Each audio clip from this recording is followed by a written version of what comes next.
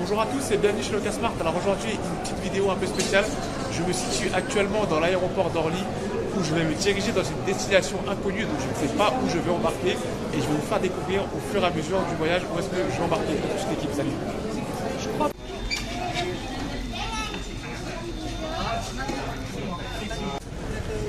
Alors là, on vient d'atterrir à la destination mystère. Alors ma femme a su garder le secret jusqu'à la fin vraiment. Et devinez où est-ce qu'on a atterri? On a atterri à Florence, donc on est ici à l'aéroport de Florence. Et donc on va passer un petit séjour, un petit week-end bien sympa. Elle nous a concocté pas mal de choses, pas mal de visites. Et donc vous allez voir avec moi justement qu'est-ce qu'on va faire lors de ce voyage. En gare de Florence, où nous allons prendre le train en direction de Sienne. Donc c'est le train qui est juste là derrière nous. On en a pour une heure de trajet à peu près, donc c'est pas très loin Sienne. Et comme ça on va aller visiter la ville de Sienne. Donc là, on vient d'arriver à la ville de Sienne après près d'une heure de train. C'est comme un TER qu'on a pris. Et admirez-moi cette vue derrière nous. C'est pas magnifique. Donc là, on va aller se balader dans la ville et visiter une cathédrale. Ça va être vraiment joli. Vous allez voir. Donc là, nous sommes arrivés à la Plaza del Duomo. Juste derrière nous, nous avons donc la cathédrale de Sienne. Très belle cathédrale. Nous avons aussi également un couple qui se marie. On a des belles photos de mariage, comme vous pouvez le voir. Donc c'est vraiment une très belle cathédrale. J'essaie de vous montrer un petit peu en faisant le tour.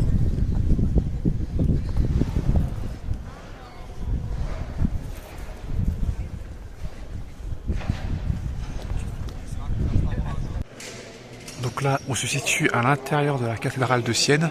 Et je vais essayer de ne pas parler trop fort pour ne pas déranger les autres. Mais regardez-moi comment c'est magnifique. On a pas mal de tableaux qui datent de l'époque de la Renaissance. Même les, comment on appelle ça, les staffs. Je vais essayer de vous montrer le plafond. C'est vraiment magnifique. Ici, on a des vitraux de ce côté-là. Ici également. Franchement, c'est vraiment très joli. Malheureusement, je ne peux pas utiliser ma perche. Il y a marqué ici un no flash, no tripod.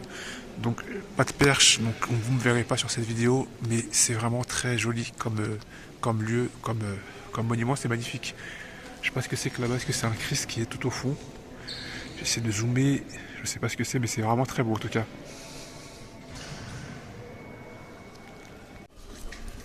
Donc là, en se promenant dans les rues de Sienne, on a vu ce magnifique paysage. Regardez cette architecture derrière qui est vraiment typique de la région de la Toscane. Je vais vous montrer ça. Donc là, on sort de la cathédrale, on cherche un restaurant pour aller manger. Et regardez sur quoi on tombe. C'est vraiment magnifique, n'est-ce pas?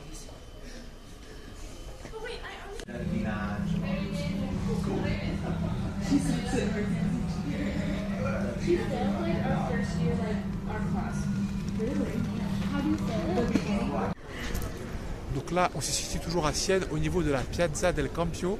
Donc juste derrière moi, on a une grande cathédrale. Avec ceci inclus, il y a un sorte de théâtre. Donc je vais faire le tour un petit peu pour vous montrer la beauté et la grandeur de la place. C'est vraiment très joli, c'est une place centrale en plein milieu de la ville Sienne. C'est vraiment une petite ville. Et c'est très charmant, les rues sont atypiques, l'architecture est d'époque. On se croirait vraiment à l'époque de la Renaissance. Et donc regardez avec moi à quoi ça ressemble. C'est vraiment très joli. Juste devant moi, de base, il y avait une fontaine, mais qui est malheureusement en travaux. Donc là, on se situe dans le salon de l'hôtel, dans le hall de l'hôtel. Je voulais vous montrer ce salon qui est vraiment très atypique et qui est très marqué par cette époque de la Renaissance italienne. Je voulais vous montrer un petit peu l'architecture à l'intérieur. C'est vraiment très joli. On se croirait vraiment dans une ancienne maison justement italienne. Regardez un petit peu les œuvres d'art accrochées au tableau, ainsi que tout ce qui est meuble, toute la décoration qui a été mise, les lustres, etc. C'est vraiment très marqué par cette époque italienne. Je voulais vous le montrer déjà ce matin, mais j'ai pas eu le temps malheureusement avec le train. Ce matin, on était un petit peu juste. Mais c'est vraiment un très beau hôtel, très typique justement de cette époque-là italienne. Donc dites-moi ce que vous en pensez dans les commentaires, mais moi je trouve ça plutôt joli. Je trouve que vraiment c'est très bien pensé. Je ne sais pas qui est le décorateur, mais il a vraiment très bien pensé cet endroit. Et c'est un endroit assez atypique qui méritait justement d'être montré dans cette vidéo selon moi. Donc là, on a commandé des tagliatelles de bœuf, qui est la spécialité de la Toscane, ainsi que des pâtes à la truffe. C'est assez marrant parce qu'ils les font devant vous. Ils roulent les pâtes là, comme il fait le monsieur juste ici, dans la meule de parmesan. D'abord, ils font flamber et ensuite ils mettent la sauce, la crème et ils font flamber et tournent les pâtes dans la meule de parmesan. Là, le monsieur il est en train de racler du parmesan, donc c'est vachement sympa. Ça fait un petit spectacle, une petite animation. Et bon appétit! Et donc pour finir, on s'est commandé 2 gros desserts. Donc un gâteau au chocolat avec de la glace, ainsi qu'un tiramisu. C'est vraiment original comment ils l'ont présenté. En plus, ils ont mis une petite sauce au café par-dessus. On va partager, on va goûter et on va vous dire comment c'était. Alors aujourd'hui, on se donne rendez-vous dans le centre-ville de Florence. On va visiter la galerie des offices. Donc on a pris un livre audio sur le site Get Your Guide justement pour avoir les explications et on va pénétrer à l'intérieur de la galerie. Je vais essayer de vous montrer l'intérieur si c'est possible de filmer. Donc là, on se situe dans la galerie principale donc de la galerie des offices. La galerie des offices, à savoir, c'est le premier vrai musée, c'est le premier musée officiel qui a ouvert ses portes. Nous on dit dans le guide audio, j'ai oublié la date, je crois que c'était dans les années 1800. Donc c'était le premier endroit où justement qui regroupait pas mal d'œuvres d'art, comme par exemple ce genre de sculpture ou ce genre de tableau ou ce genre de fresque au mur, enfin au plafond pardon, et qu'on pouvait visiter librement. Donc c'est vraiment le premier vrai musée au monde, cette galerie des offices. Donc Florence est vraiment une capitale de l'art. Cette galerie elle est vraiment très très grande, elle s'étend sur une centaine de mètres. Là je suis au plein milieu, mais regardez tout ce que j'ai traversé déjà. Donc il y a vraiment une centaine de mètres cette galerie et de part et d'autre il y a des portes comme ceci et dans chaque porte il y a donc des expositions avec des peintures, des œuvres d'art. Il y a pas mal de choses à visiter. Je vais pas tout vous montrer parce que ça serait beaucoup trop long.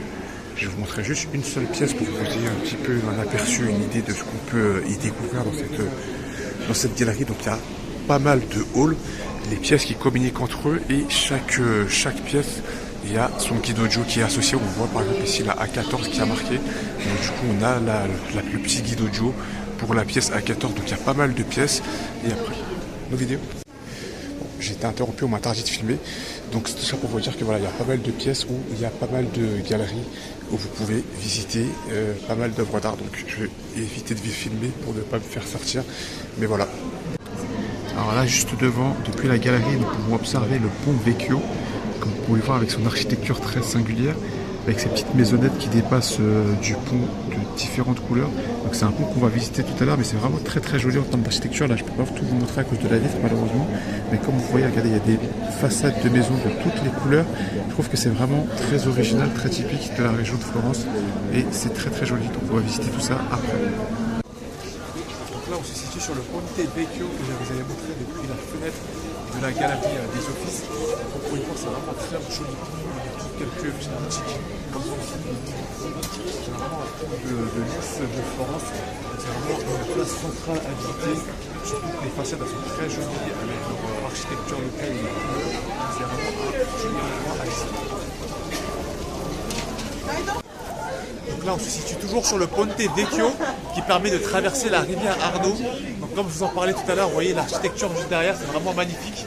Donc on a vraiment une très belle vue des deux côtés du pont, que ce soit de ce côté-ci comme de ce côté-là. Vraiment c'est très très très joli et c'est vraiment typiquement florentin. Donc là on s'est arrêté dans un restaurant typiquement italien où on va y déguster donc des bonnes spaghettis à la bolognaise ainsi qu'une margarita. Et donc on est juste en face du Palais Pitti qui sera donc notre prochaine étape de voyage. Avec la petite Fiat 500 qui va bien en arrière-plan. Donc là, nous sommes à l'intérieur du Palais Pitti et nous pouvons voir au loin le jardin Boboli.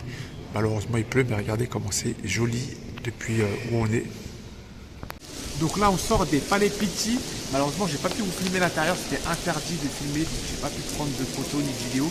Mais c'est tellement sympa, c'était une sorte de galerie d'art, il y avait pas mal de tableaux de l'époque de la Renaissance italienne justement. Donc c'était très joli en termes architecturels et ainsi qu'en termes d'art. Il y avait vraiment pas mal de tableaux, de sculptures. Il y avait beaucoup de choses à filmer, à vous montrer, mais malheureusement j'ai pas pu vous montrer. Donc là, juste à côté, il y a les jardins Bomboli qu'on aimerait bien visiter, mais bon, comme vous pouvez le voir derrière moi, il y a une pluie mais torrentielle. Donc je ne sais pas si on aura le courage d'y aller sous la pluie, mais si on y va, on vous montrera ce qu'il en est. Donc finalement, on a bravé la pluie, on voulait se rendre en direction des jardins Bomboli, mais malheureusement, ceux-ci ferment à 16h30 en février. Là, il est 16h45, donc malheureusement, on a raté la fermeture, mais bon, c'est pas grave, on va essayer d'y retourner d'ici lundi. C'est lundi qu'on part de Florence, donc en espérant qu'il fasse meilleur ces prochains jours. Mais en attendant, on a trouvé cette petite cascade, cette petite fontaine, pardon, c'est plutôt pas mal. Je sais pas trop ce que ça représente, mais c'est sympa. Donc là, on est devant l'entrée du Palais Pitti. Donc on en a fini avec le Palais Pitti. On va aller se promener dans Florence. On va aller faire d'autres spots. Donc je vous le filme juste comme ça pour vous montrer justement à quoi est-ce que ça ressemble. Pour que vous ayez une idée de sa taille. C'était vachement grand. C'est sur 2 étages et il y a pas mal de choses à voir à l'intérieur. Donc finalement, nous nous sommes promenés dans les rues de Florence. Et là, nous nous sommes situés devant la cathédrale Santa Maria del Fiore, aussi appelée El Duomo par le fait de son toit rond. On dirait une église orthodoxe un petit peu avec son toit rond. Et c'est bien une église catholique. C'est super joli malgré qu'il pleut. C'est vraiment très joli, très sympa à faire de nuit comme ça. C'est très joli avec la tour principale qui monte très très haut dans le ciel comme cela. Donc là nous allons embarquer dans ce train juste derrière nous en direction de Libourne. Et nous allons descendre à la station Tour de Pise pour y visiter la fameuse tour de Pise. Vous savez, cette tour inclinée, je vais vous montrer, ça va être sympa. Go! Donc ça y est, nous venons d'arriver à Pise. Comme vous pouvez le voir juste derrière moi, par ici, nous pouvons voir la tour de Pise qui est inclinée. C'est vraiment une merveille architecturale. On se demande comment elle fait pour tenir debout après autant de temps. C'est vraiment assez joli. Hein. Malheureusement, il pleut aujourd'hui, mais c'est vraiment très joli. On est dans une sorte de petit village. Je vais vous faire le tour un petit peu. Vous allez voir, il y a quelques stands. Et on dirait vraiment une vieille ville médiévale. Ça n'a pas bougé depuis l'époque, on dirait. Donc c'est plutôt sympa. Il y a pas mal de touristes. Donc c'est plutôt cool. Donc là, on se situe vraiment juste tout près de la tour de Pise. Comme vous pouvez le voir, elle est vraiment inclinée comme ceci. Elle est vraiment de travers. Je ne sais pas comment est-ce qu'ils ont fait pour justement que cette tour tienne comme cela dans le temps, malgré toutes ces années. Vous pouvez voir, elle n'est pas si haute que ça en fait. Hein. Là, on a l'impression qu'elle est haute. Mais je peux vous dire que quand on est de près, c'est vraiment un petit immeuble parisien. C'est pas non plus... c'est pas la tour Eiffel, quoi. Mais c'est vraiment incroyable de voir cette tour inclinée de cette façon. C'est vraiment une belle attraction. Donc là, on s'est mis dans un autre angle. Donc là, vous pouvez voir la tour sous un autre angle. Et vous voyez bien là, son inclinaison vraiment qui part vraiment comme ça, comme ceci. Elle est vraiment très très très penchée. Donc on se demande vraiment comment elle fait pour tenir. C'est assez impressionnant. C'est vraiment bluffant comme architecture. Donc là, on a repris le train depuis Pise. Et on se situe donc dans la vieille ville de Lucca. Et on va visiter donc la cité de Lucca juste derrière nous. Donc c'est une vieille ville médiévale. Et vous allez voir à l'intérieur comment c'est sympa. Donc là, on se situe sur une place centrale de Lucca. Comme vous pouvez le voir derrière nous, ils ont érigé des statues à l'effigie donc de Mick Jagger et des Rolling Stones. C'est assez marrant.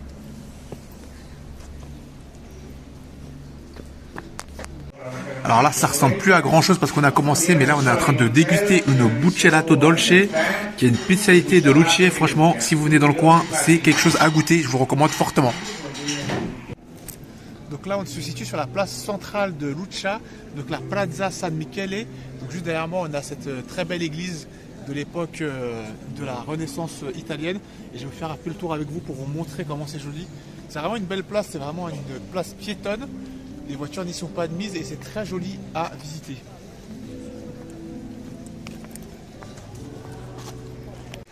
Donc là, nous nous situons sur la Plaza del Anfiteatro. Ce qui est marrant, il y a quelques statues juste derrière moi. Et regardez la forme de cette place, justement, c'est une place qui est très très ronde. Et du coup, elle a une forme d'amphithéâtre. J'imagine que c'est donc pour cela que l'on a appelé cette place comme ceci.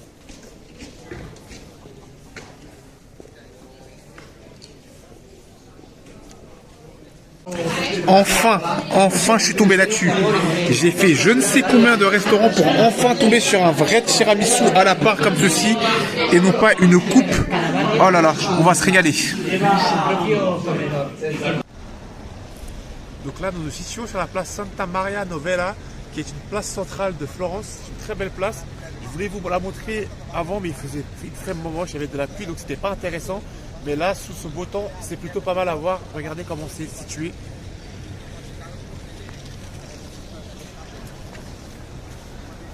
Go! Et là maintenant, nous nous situons sur la Plaza della Santissima Annunziata, qui est également une très belle place de Florence, avec cette jolie statue. Je ne sais pas à qui cela correspond, mais c'est vraiment une très belle place. Je fais le tour avec vous, justement, pour que vous puissiez découvrir avec moi cette belle et jolie place.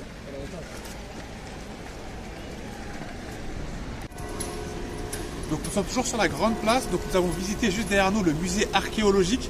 C'est un musée très intéressant qui retrace justement différentes périodes. nous avons pu visiter des antiquités de la période antique grecque, comme de la période antique égyptienne et de l'antiquité romaine. Donc ça reprenait vraiment différentes époques. Chaque pièce a été aménagée en fonction de la région du monde qu'elle reprenait et de sa période. Donc ça va vraiment de presque moins 2000 avant JC jusqu'à quelques années avant Jésus-Christ. Donc c'était très très intéressant. Il y avait différents types d'œuvres d'art. Ça allait de poterie ancienne à d'anciens tombeaux, à aussi des momies. Et c'était vraiment assez intéressant à voir. Donc là, vous vous situez sur le marché central de Florence. Au second étage de ce marché à nourriture, il y a un véritable food market. Là, juste derrière moi, j'ai un stand de pizza. À côté, j'avais un stand de dessert. Par là-bas, j'ai un stand d'hamburger. Donc il y a vraiment de tout type d'alimentation, tout type de nourriture. Ici derrière moi, il y a encore un bar. Donc il y en a vraiment pour tous les goûts et vraiment de tout type d'origine alimentaire. Donc là, nous nous situons sur la Plaza dell'Unità Italiana, comme vous pouvez le voir avec ce joli monument juste derrière nous. C'est aussi une place centrale de Florence. Nous avons le tram juste ici, qui peut mener notamment à l'aéroport. Donc c'est vraiment une très belle place de Florence que je voulais vous montrer également dans ce vlog.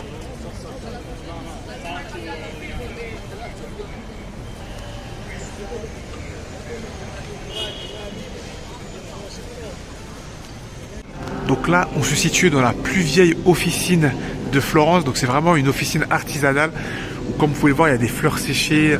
On pratiquait vraiment une médecine aromatique à base d'herbes. Donc c'était vraiment une médecine traditionnelle. C'était pas forcément des médicaments comme on l'entend maintenant, mais voilà, c'était vraiment des médicaments comme ceci. C'est vraiment un endroit historique de Florence. Donc je tenais à vous le montrer aussi également. Il y avait la queue pour entrer. Donc on a fait la queue pour entrer. Et regardez tout le monde qu'il y a. La plupart sont là juste pour visiter, ils ne sont pas forcément là pour acheter. Mais c'est vraiment un très bon endroit où on y sent vraiment tous les parfums, les saveurs. Il y a vraiment une très bonne odeur qui se dégage de tout ça. Avec un joli staff au plafond.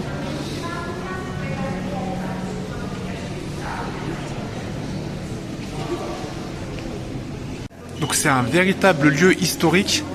On se croirait presque dans un musée. Avec ces peintures, ces tableaux qui sont accrochés au mur, juste là. Ici, dans la partie centrale, on a des bougies qui sont à vendre. Tout ceci est à vendre. Et ça sent vraiment très très bon. Franchement, on se croirait vraiment dans l'époque, dans cette vieille époque de la Renaissance, des années 1800 et quelques. C'est vraiment dépaysant. Regardez-moi cette pièce, on se croirait vraiment dans une expo. Donc dans un champ de fleurs. Du bruit, ils ont vraiment associé l'odeur, ils sont vraiment très très bons. C'est assez incroyable, hein, franchement. Avec ce jeu de lumière, voyez-vous.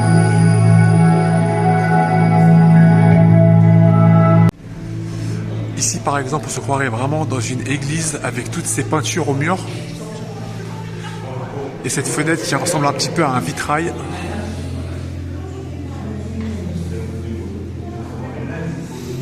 Ces fleurs séchées qui dégagent vraiment un parfum spécial. Elles sont vraiment très bons ici. Donc là, on se situe sur la terrasse d'une bibliothèque, donc au deuxième étage de celle-ci, et on a vraiment une très belle vue sur tout Florence. Juste derrière nous, comme vous pouvez le constater, on peut voir le Duomo, donc qui est le toit d'une cathédrale de Florence. C'est vraiment une très belle vue que l'on a.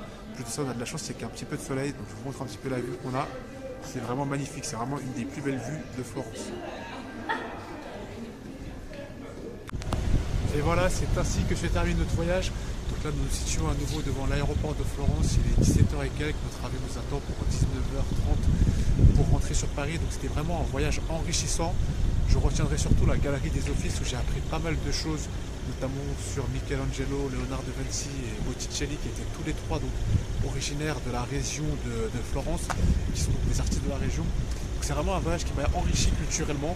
Je me suis pas mal renseigné sur les œuvres d'art qui étaient produites par la région, sur l'époque de la Renaissance. Je ne connaissais pas grand chose à ce sujet, mais ça a vraiment été un voyage enrichissant culturellement parlant pour moi, et aussi au niveau gastronomique, du coup c'est pas mal empiré avec toute cette nourriture italienne. Donc c'était vraiment un très beau voyage, et on se dit à plus tard les gars pour une prochaine vidéo, et n'oubliez pas avec Caspar que le malin, salut.